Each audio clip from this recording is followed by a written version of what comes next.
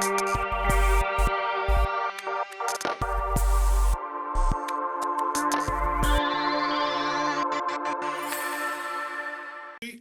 began Kabbalah studies in 1984.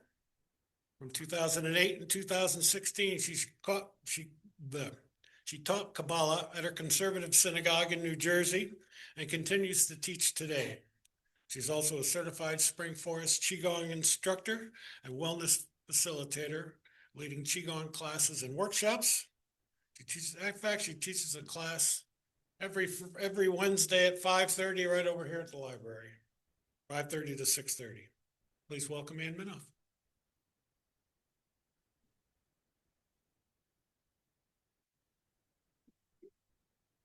Well, thank you very much.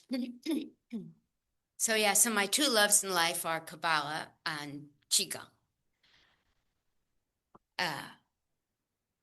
The foundational concepts in Kabbalah are basically one, that God is one.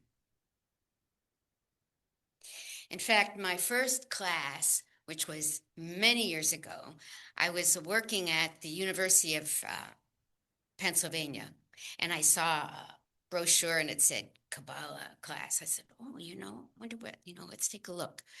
So it was like 7:30 at night, and it was in this older building, and there was no elevator, and I walk up the stairs, and the room was filled with chairs stacked on one another, and I walk in and I wait, and 7:30 comes and goes, and 7:35, and then 7:40, I go, oh, gee, I must have gotten the room wrong. You know how you think. And I was about to leave, and all of a sudden this man opens the door and rushes in. His suit jacket is on the side, and he's holding a bag and books, and he comes to the front, and he looks, and there's no one else in there. I'm the only one. And he looks here, and he looks there, and then he sees me. He said, so why are you here? And he was really shouting loudly, and I said, I want to know God.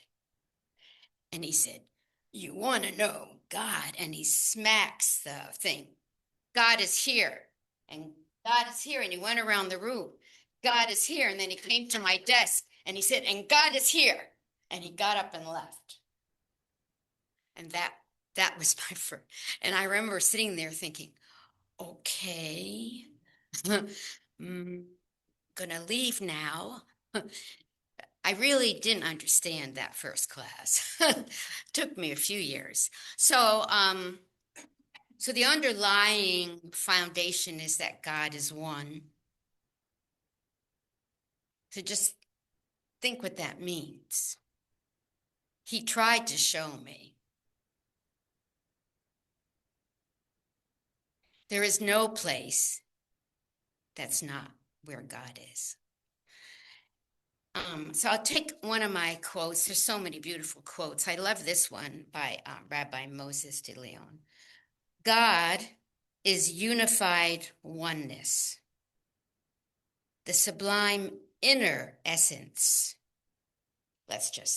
Inner essence.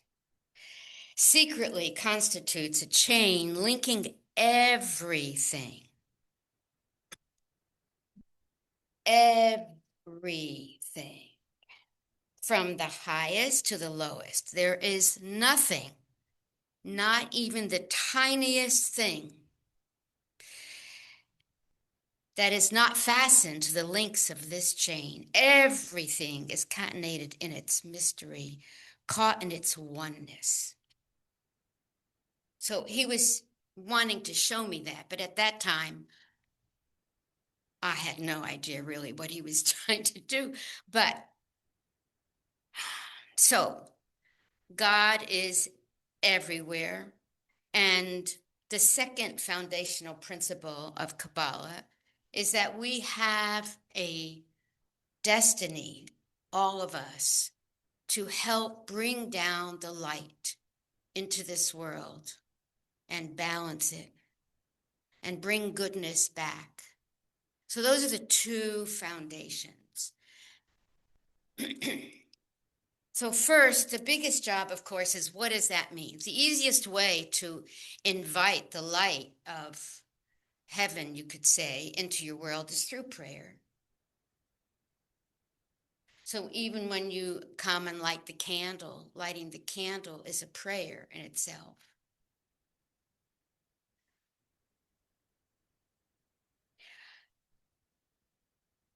But to really extract the power of that moment, you need to be still. You need to come from this place of inner essence. And the more close you can come from that place, the more powerful and further your prayer reaches and manifests its influence. In any case, this is another beautiful quote. God appears far, but no one is closer than him. I wonder what that means. So you want to go back to what Moses de Leon said, is that the sublime inner essence, secretly. So there's another little tradition that says the biggest mystery is that God lies within. We're always looking out there, but it's really here. In any case, God appears far, but no one is closer than him. A person can pray in a whisper, and God hears his prayer. One of my favorite contemporary Kabbalists, who's no longer with us, is R.A. Kaplan, because he really took what was so ensconced in mystery and difficult to understand. He really brought it into a very clear presentation. Anyway, this is from his book, Inner Space. The purpose of creation, and you can think about that, what you think about this, because that's part of, you have to work with it. What do you think about this statement that the purpose, the intention, the basic underlying meaning of creation is to give man / all of us, this is a chance to come close to God. And what does that feel like? What does that mean? Is that something you've ever considered? Well, first of all, I guess most people don't even think much about what God is for the most part. Maybe they've inherited a certain concept. But mysticism, which, by the way, when you study mysticism across the different traditions, they're all about experiencing God's presence. If you're a Sufi, the mysticism of Islam, it's all about the dance. Why? Because when you're in the dance, you're free from the mind's concepts and limitations, and you are allowing yourself to open your heart to feel God's presence. Across the board, if you are a Hindu, the mystical tradition of Hindu will take you in a different way, but it's the same thing. There, Hindu wants to awaken that experience, the Kundalini, but it's all about experiencing God. So in traditional religion, it isn't about experiencing God's presence. It's about a certain way of being, to be what is called good or not good. But actually, in most mystical traditions, there isn't that. All right. So I love this. So of course, when I started, which is why the song I sang, which is an invitation to the angelic. So Oriel is the archangel who ostensibly, I wasn't there in my memory, led the people across the desert. So Raphael is the divine power of wholeness. Healing from a Kabbalistic perspective is when you're in balance, which is similar to Qigong. Because what I've noticed is that the three most important traditions in my personal life all agree. I really like that because Qigong comes from, of course, the Asian tradition, and Kabbalah comes from the Judaic tradition, And then Siddha Yoga comes from the Hindu tradition. Anyway, it's all about the heart. All right. So let me just read the other second main point of the mystical tradition of Kabbalah is that you're here to help heal the world. Rabbi Menachem Schneerson, who is to reveal the oneness in the multiplicity, Jewish mysticism teaches that the purpose of the soul's descent to earth is to reveal the harmony that is inherent in the created world. It is this spark of godliness that is the true essence and reality of all things. And this spark is revealed when you in any moment choose to move towards the light, when you choose love over hate, when you choose to be kind over cruel. In that moment, when you choose to move towards the higher frequency, you bring down the light of heaven and heal the world in that moment. But it's so hard for us. Our human nature wants to make that wrong and that wrong. You can't do that. There's an old tradition. Well, I mean, you can because you do. But if you want to elevate yourself, if you really want to know what God is like, you have to let go. In any case, we have 5 more minutes. I'm very time framed.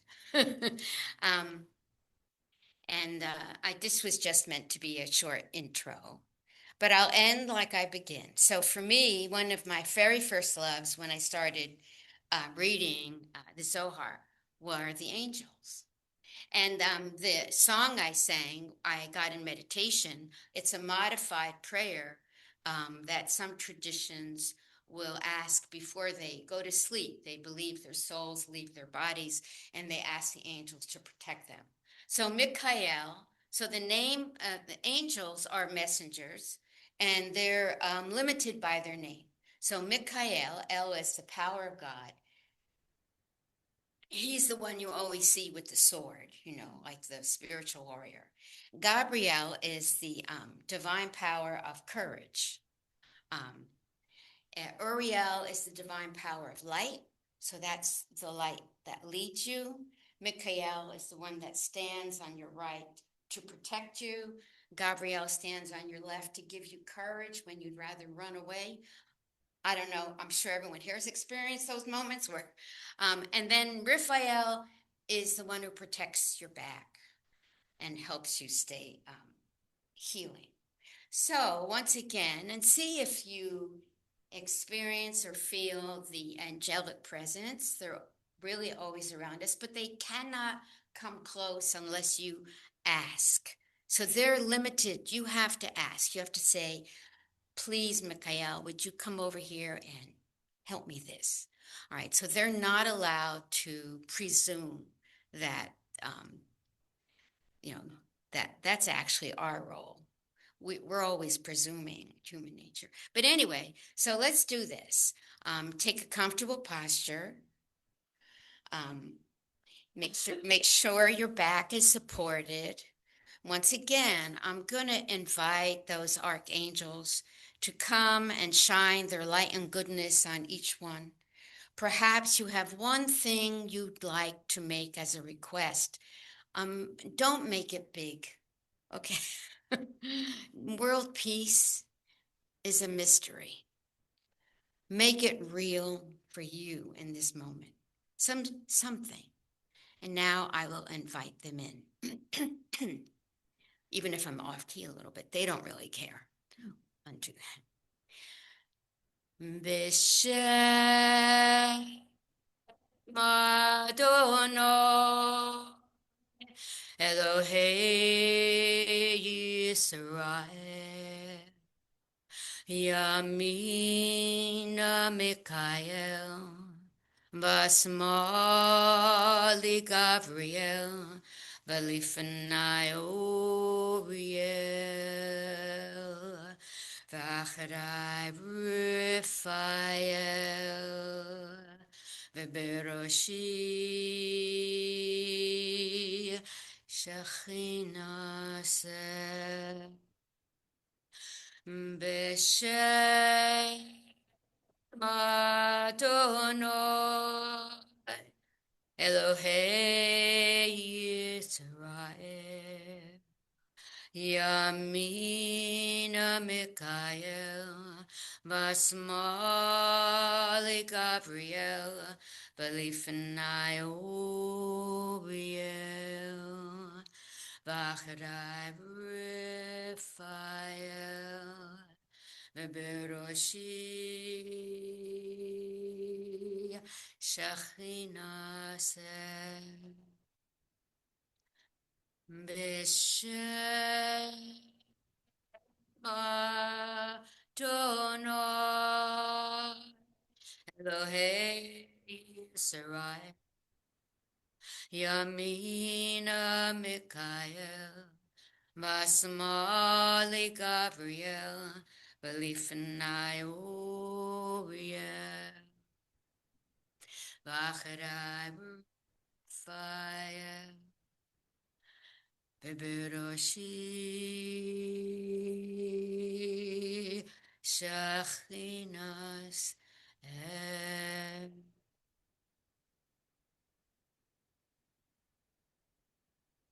Keeping your eyes closed, take a minute and remember, before you open your eyes, say thank you to the angels.